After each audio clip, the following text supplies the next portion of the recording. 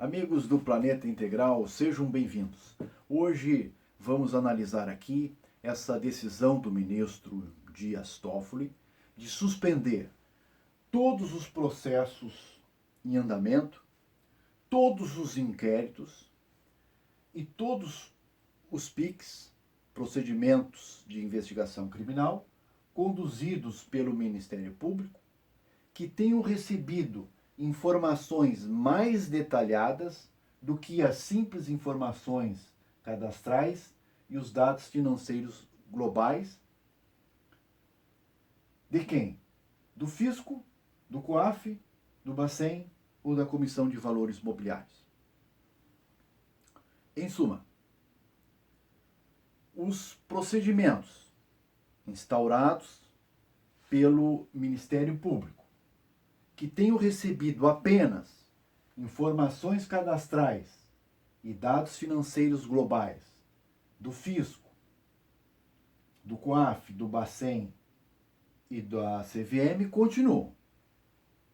Agora, os procedimentos conduzidos pelo MP que tenham recebido informações mais detalhadas do que estas aqui, né? Que os dados cadastrais e os dados financeiros globais, esses estão suspensos.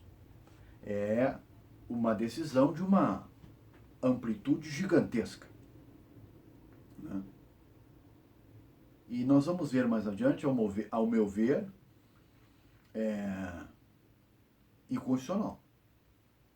O próprio artigo 1035 do Código de Processo Civil, pela amplitude, né,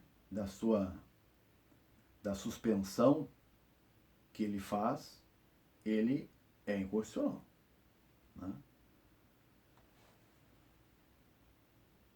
Mas vejamos o que está sendo discutido no fundo, qual é a discussão de fundo em todo esse imbróglio.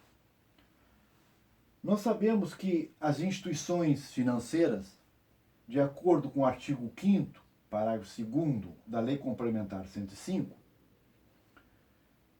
devem repassar informações para o fisco referente a dados cadastrais dos titulares das contas e dados financeiros globais, de acordo com o que está definido na lei. De posse desses dados, o fisco analisa se há alguma sonegação fiscal, obviamente cruzando com outros dados, né, que o fisco tem por dever de ofício. A Receita Federal, por exemplo, recebe as informações do imposto de renda, o fisco estadual, do ICM. Então, eles juntam com aquelas informações financeiras globais das instituições financeiras e faz um cruzamento de dados. Chegou à conclusão que há uma sonegação. Então, ele, com base no artigo 6º da Lei Complementar 105, instaura um procedimento administrativo ou um processo administrativo ou um procedimento fiscal, e com isso ele está autorizado a pedir dados mais detalhados para a instituição financeira e a instituição financeira tem que fornecer. Isso foi o tema 225, que foi julgado na ADI 2386 pelo STF, ou seja, o STF julgou se o artigo 6º era ou não constitucional. A conclusão é de que o artigo 6º é constitucional. Ou seja, a instituição financeira pode fornecer os dados bancários para o fisco de forma detalhada, desde que o fisco tenha instaurado um processo administrativo ou um procedimento fiscal. Isso não quebra o sigilo do correntista, do contribuinte. Apenas transfere o sigilo da instituição financeira para o fisco. O que é o sigilo fiscal? O sigilo bancário, afinal. O sigilo bancário é o direito que tem o cidadão de preservar os seus dados fiscais e os seus dados bancários. Isso não quer dizer que esse sigilo seja absoluto. Não. Né? O sigilo, existem pessoas que têm acesso a esse sigilo, que têm legitimidade de acesso a essas informações, e isso não caracteriza a quebra do sigilo. Quem são elas? Por exemplo, o gerente do banco, o caixa, o funcionário do banco. Sem isso, a vida em sociedade seria impossível. Né? Por quê? O cliente vai lá, faz os seus depósitos no banco, o caixa do banco, o funcionário do banco, fazem toda a contabilidade daquela conta. Né? Fazem a conferência daqueles lançamentos, fazem lançamentos de juros, lançamentos de correção monetária. Não é raro haver erros nessas contas, então os funcionários de suporte da contabilidade bancária entram em cada uma dessas contas, né? Fazem os devidos acertos, mas eles têm a responsabilidade de manter o sigilo de cada um daqueles correntistas. O fato de o funcionário do banco manipular essas informações da conta do cliente não quer dizer que esse sigilo seja quebrado e nem que o funcionário do banco tenha que entrar na justiça para fazer a contabilidade da conta de cada cliente. Isso faz parte, né, da responsabilidade do banco. Da mesma forma, foi interpretado nessa ADI 2386 que o auditor fiscal, quando recebe essas informações bancárias da instituição financeira, há apenas uma transferência do sigilo do gerente do caixa para o auditor. O auditor continua e responde administrativamente e criminalmente perante perante a justiça em relação a esses dados que ele recebeu da instituição financeira, assim como o gerente, o caixa também responde. Né? Eles podem manipular aquelas informações por dever de ofício, porque tem legitimidade para isso, mas eles não podem abrir essas informações para terceiros que não tenham legitimidade para tanto. Não é o caso do auditor fiscal, e assim foi decidido na DI 2386. Muito bem.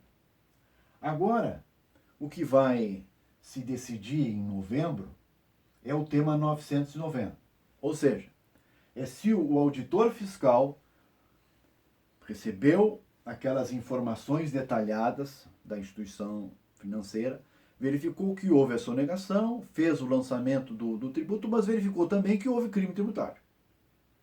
Então, ele tem ou não tem o dever e o direito de repassar essas informações para o Ministério Público, para que o Ministério Público entre com ação penal.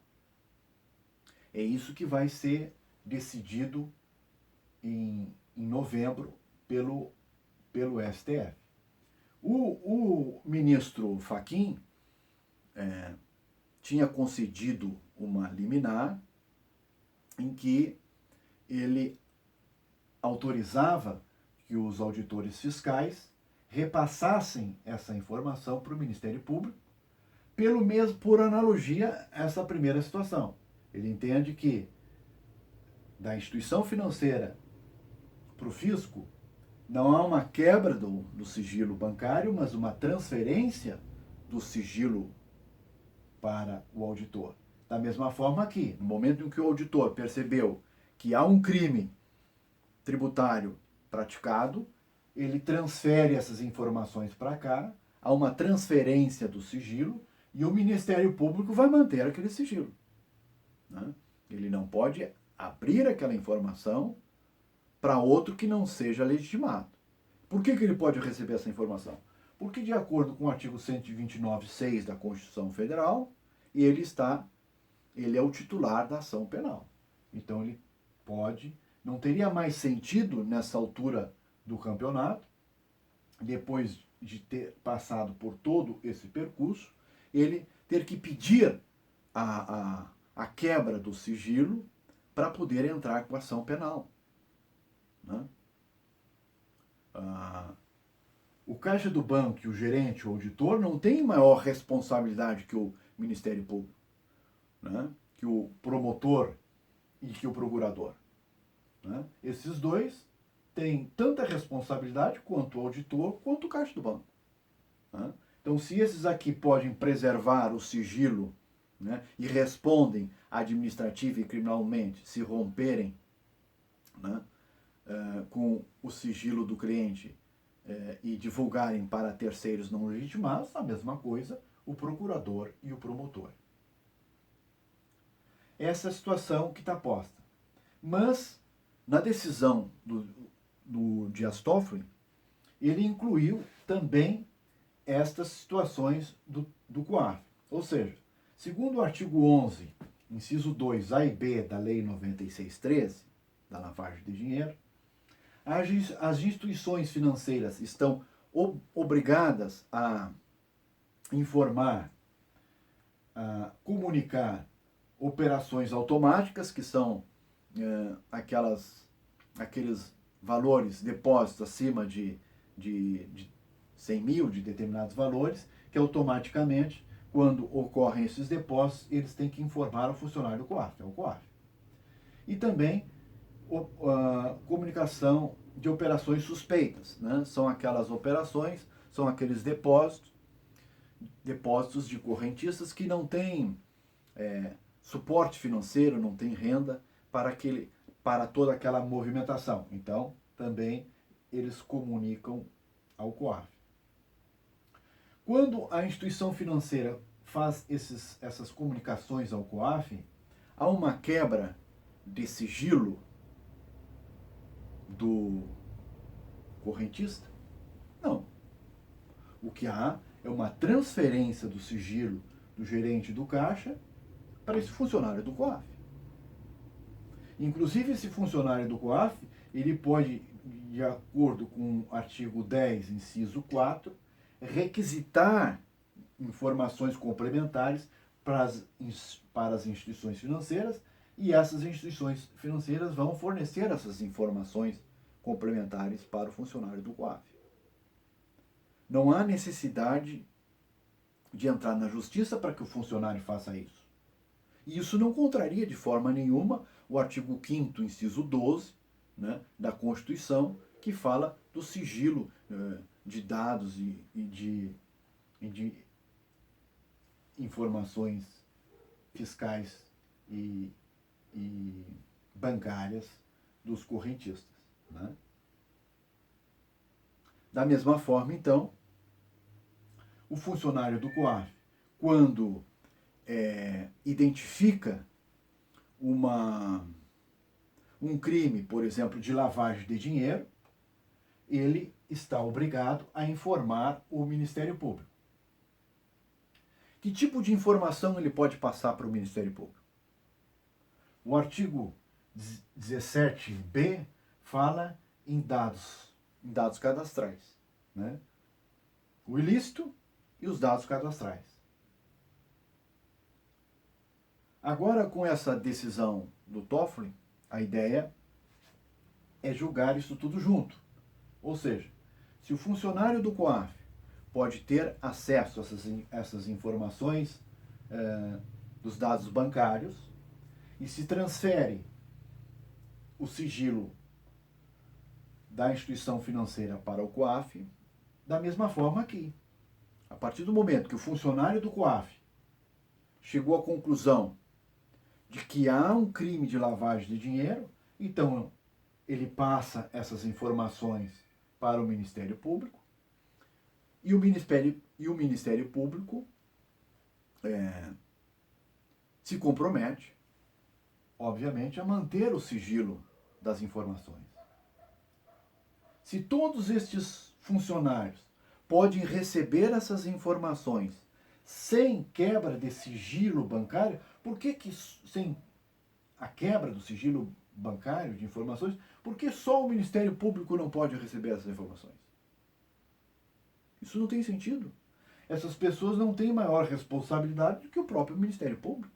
O Ministério Público pode responder e deve responder administrativamente e criminalmente se ele repassar essas informações para pessoas não legitimadas.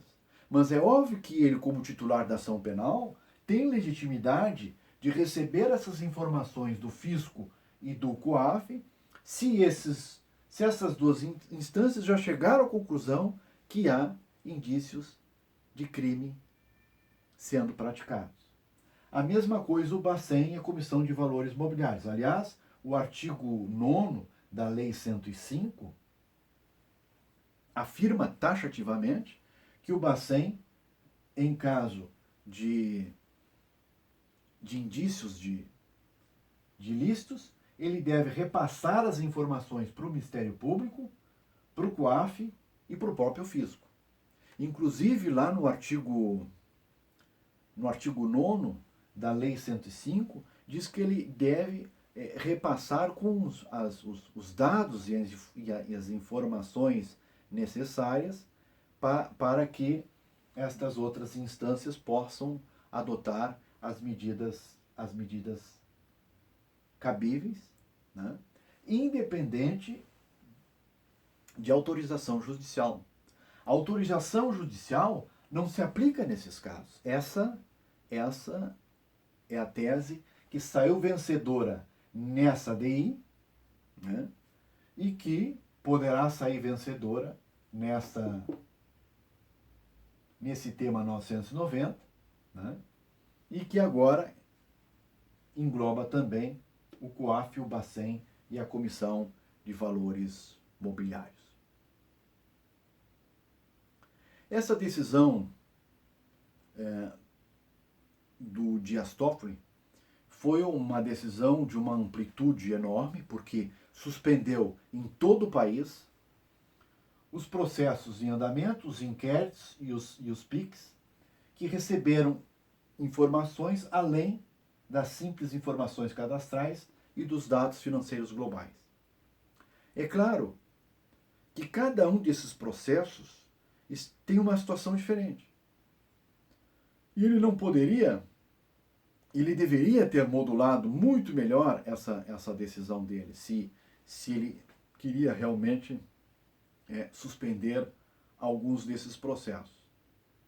Porque o processo do Flávio Bolsonaro, por exemplo, inicialmente, ele foi a investigação começou com dados do COAF, né?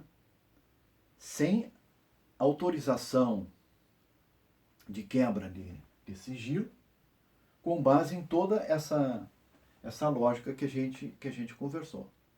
Mas no caso do Flávio Bolsonaro específico, o Ministério Público já pediu a quebra do sigilo judicial e o juiz concedeu. Então, em tese, essa possível, né, essa suposta falta de autorização judicial já está suprida. Então, na verdade, se for vencedora essa tese de que realmente é necessária autorização judicial para que o COAF remeta, qualquer uma dessas instâncias remeta para o Ministério Público essas informações, isso pode ser suprido com uma decisão judicial posterior. E os atos que foram praticados antes daquela decisão judicial, sob influência destas informações que foram prestadas detalhadamente, vão ter que ser refeitos. Não há por que suspender até novembro, né, situações como esta do Flávio. né? Ele poderia ter modulado na decisão dele de que aqueles processos em andamento ou inquéritos em andamento, né, em que já há decisão judicial, que sejam apenas refeitos os atos, né, que dependeram daquelas informações detalhadas e que segundo a decisão a ser proferida em novembro, poderá ou não ser considerado, né, como necessário para o andamento do processo. A tese, ao meu ver, a tese melhor aqui é essa que foi estabelecida na DI 2386 por 9 votos a 2. Né? 9 ministros entenderam de que há somente transferência do sigilo da instituição financeira para o auditor, para o fisco. Né? Agora, vamos ver se vão ter o mesmo entendimento em relação à transferência das informações do auditor para o Ministério Público. Né? E também do funcionário do COAF, do Bacen e da CVM para o Ministério Público. Essa eu acredito que é a melhor tese, a tese que deveria ser vencedora. Parece que já houve, inclusive, uma reação por parte dos demais ministros e que no retorno do recesso eles já querem julgar esse caso justamente pela amplitude dessa decisão e para não ficarem suspensos esses processos, inquéritos e PICs até o julgamento em novembro. Vamos ver, vamos aguardar. Por hoje, era isso.